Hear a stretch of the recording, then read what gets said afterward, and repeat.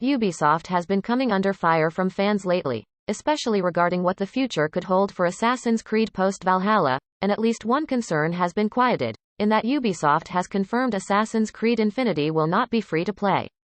The concern around it being free to play comes from Ubisoft's recent pivot towards a focus on live service games that can constantly grow and be maintained, rather than single-player stories. Anyone who knows anything about music knows AC/DC, whether they want to admit it or not. Assassin's Creed Infinity being free to play would have been a clear sign that was where the series is also headed, though that question now remains in the balance.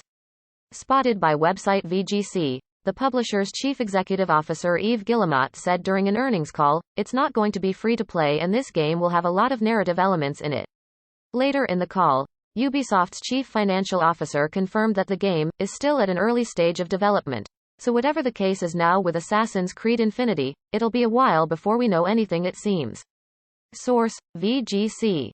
They're behind some of the most quintessential rock anthems in the world, songs that have brought entire stadiums to their feet and kept them there. As biographer Jesse Fink told the Irish Times, AC/DC's music is the best antidepressant there is, and it's absolutely true. He's also said that even though everyone knows them, they're notoriously private people. There's a huge schism between the onstage and backstage personas, and even though the core of the group is one of rock's most successful families, tracking down the truth is a bit of a challenge.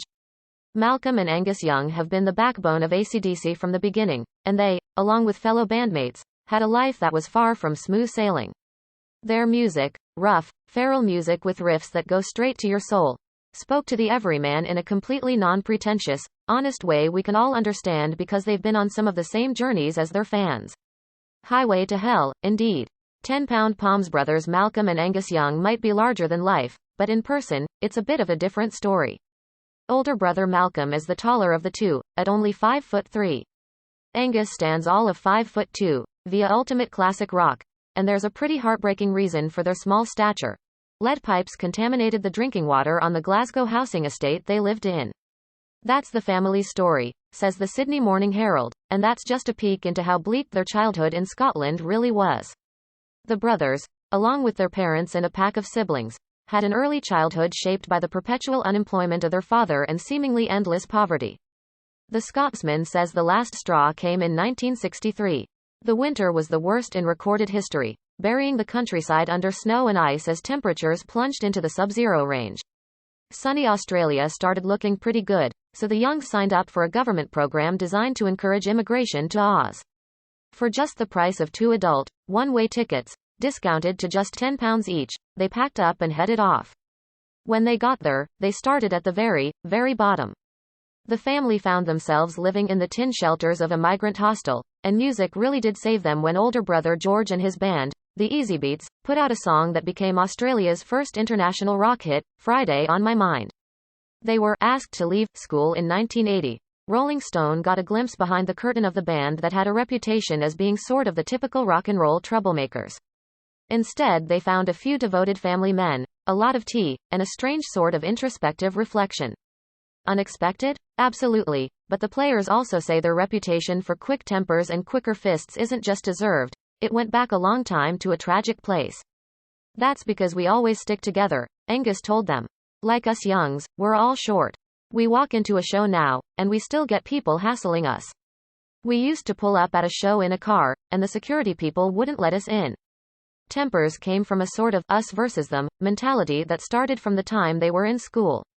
Malcolm remembered his Glasgow school as being a string of fights, and by the time it was Angus' turn to head to school in Australia, there was already a reputation attached to his last name. He was caned on his very first day just to set an example. By the time he was 15, he was told to leave or he was going to be kicked out. Later, when the New York Post asked him about his trademark schoolboy outfit, he said, "Yes, I got a kick out of wearing it, and that's funny because as a kid I was never much a fan of school." Bon Scott's death. AC/DC came to a major crossroads early in their run with the tragic death of frontman Bon Scott. 13 years older than Angus, he had first been hired as the driver for the original incarnation of the band. When he passed, Angus told Rolling Stone, "I was sad for Bon. I didn't even think about the band. Just what happened on the night Scott died, alone, in a Renault 5 parked on a South London street, is still a bit of a mystery." Classic Rock took an in-depth look at the circumstances surrounding his death, and says the original cause of death was given as acute alcohol poisoning. It was only later that would be changed to asphyxiation, with the official ruling he had choked on his own vomit after an all-night drinking binge. That's a horrible way to go, but not everyone is convinced that's what happened. According to a 2017 biography by Jesse Fink, via Classic Rock, the actual cause of death was heroin use. Fink says he interviewed a series of people who were with Scott in the days leading up to his death, but admits they were mostly using heroin themselves at the time. Was Scott? It's unlikely anyone's going to ever come up with a definitive answer. What is known is that the rock world lost a legend that night. Linked to a serial killer, AC/DC has always had something of a reputation. As Rolling Stone points out, their 1976 tour was called the Lock Up Your Daughters Tour. That's all in good fun, but in the mid-1980s things took a very real, very dark turn when an AC/DC hat was found at the murder site of one Dale Okazaki. The media ran with it, and suddenly the band was being connected to something satanic.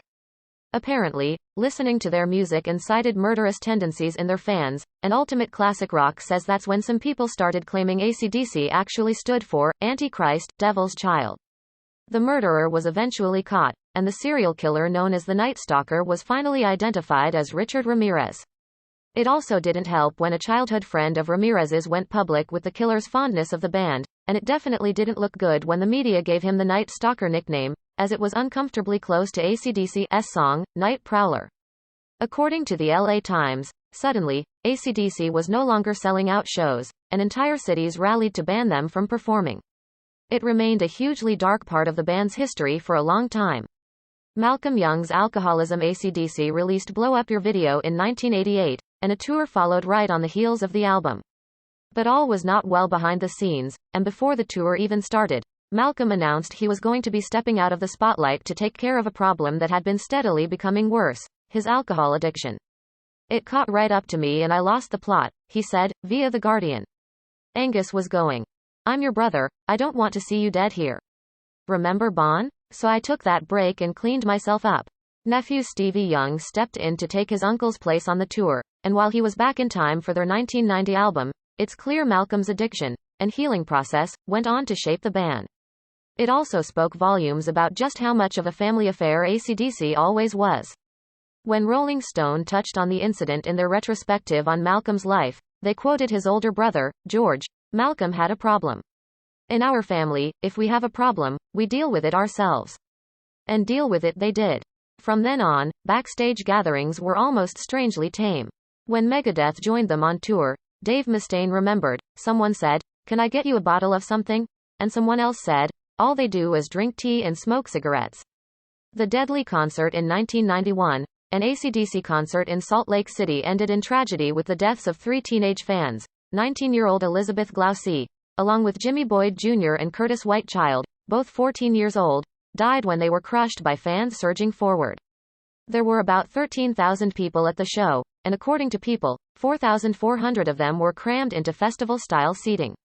That basically means no seating at all, a setup that had caused 11 deaths at a Who concert in 1979.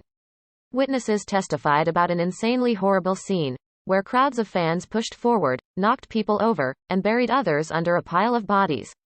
Just what happened in the chaos differs based on the source, but it's not disputed that the pushing and shoving started right when the concert did. While security says it took about 45 minutes before someone was able to make it on stage to tell the band what was going on, AC/DC maintains they only played 4 songs before Brian Johnson called for a spotlight on the crowd and an end to the chaos. 10 years later, AC/DC returned to play another show at Salt Lake City. Johnson spoke to Deseret News about the lasting effect it had on them all, saying, "No matter how long ago it happened, you still think about it. You hope and pray it never happens again. That was an awful incident, and it hit us very hard." Malcolm Young's battle with dementia. Malcolm Young died on November 18, 2017. When AC/DC announced his passing on Facebook, Angus wrote, "As his brother it is hard to express in words what he has meant to me during my life. The bond we had was unique and very special. Malcolm, job well done." His death came after a long and heartbreaking battle with dementia, one that was announced in 2014. According to Rolling Stone, they were originally vague about his health issues, only saying he was going to be taking a break and his nephew, Stevie Young, would fill in for him again. It wasn't until later that Angus publicly announced Malcolm had also undergone major operations on his heart and lungs, saying, via Ultimate Classic Rock, he seemed to get everything hit him at once, besides his dementia. So he had quite a lot of things going on. When Angus talked to The Guardian in 2014, he said Malcolm's dementia had started during their Black Ice tour. He'd needed to relearn the songs he had written before getting on stage. Sometimes you would look and he'd be there, and you'd be, Malcolm. And other times, his mind was going. But he still held it together, he said. Phil Rudd's legal troubles. It wasn't long after AC/DC announced Malcolm's retirement that another band member was making headlines. Drummer Phil Rudd was in court, and according to Rolling Stone, it was over a strange bit of drama. Rudd would ultimately get 8 months of house arrest after pleading guilty to drug charges and charges that he had threatened to kill his former security guard. After the failure of his solo album, Rudd fired most of his staff before making a phone call to an unnamed associate. According to the hearing, Rudd offered that associate $200,000 and the choice of a car, a motorcycle, or a house for killing his former staffer. There were also claims he had threatened not only the security guard but the man's daughter as well. A warrant for his arrest kicked off a search that turned up both marijuana and methamphetamine. It was pretty much all downhill from there. Rolling Stone also reported that after the charges, and before the hearing, Rudd went public with claims he was going to be staying with AC/DC and continuing to perform. But, Billboard said the rest of the band had other ideas and distanced themselves from it all pretty quickly. Angus went on record as saying there had been issues between Rudd and the other members before, and that they hadn't been in contact with him at all. Brian Johnson's hearing issues in 2016, rock fans were treated to a "wait, what?" sort of moment when AC/DC abruptly announced Brian Johnson was out and Axl Rose was in, via Rolling Stone. Shortly after, Johnson issued his own statement on what was going on. His doctors had told him he had only 2 choices: quit or face complete hearing loss. That was the darkest day of my professional life, Johnson said, and went on to admit that he had been having trouble for some time. His partial hearing loss was only getting worse due to the sound levels at their concerts, and he said he quit not necessarily to protect his hearing but because he felt it was compromising his ability to perform. Our fans deserve my performance to be at the highest level, and if for any reason I can't deliver that level of performance I will not disappoint our fans or embarrass the other members of AC/DC, he explained. Later, Johnson released a bit of a hopeful statement, saying he'd had some major success using an ear technology that acted to absorb some of the most damaging sounds, like a second eardrum, via Rolling Stone. As of 2018, he was enjoying retirement, and told the Sunday Times, "The way I look at it, I had a great run. It's all a misunderstanding. AC/DC has always had a very specific sort of reputation. They're not taken seriously, they're condemned by critics as unchanging, one-dimensional, and controversial for the sake of being controversial. And that's tragic, because what is music supposed to do? If the point of music is to make you feel, then AC/DC not only does that, but is unfortunately underestimated and misunderstood." Brian Johnson said as much to Westward back in 2008, saying they're not about to change just for the sake of changing because, simply put, they love what they do. He added that a ton of what's been written and said about them makes it clear that most people have missed the point. According to him, fans should imagine them as less rabble-rousing troublemakers and more working-class guys with a Monty Python-esque sort of humor who loved to use the double entendres because swearing wasn't allowed in the house when they were growing up.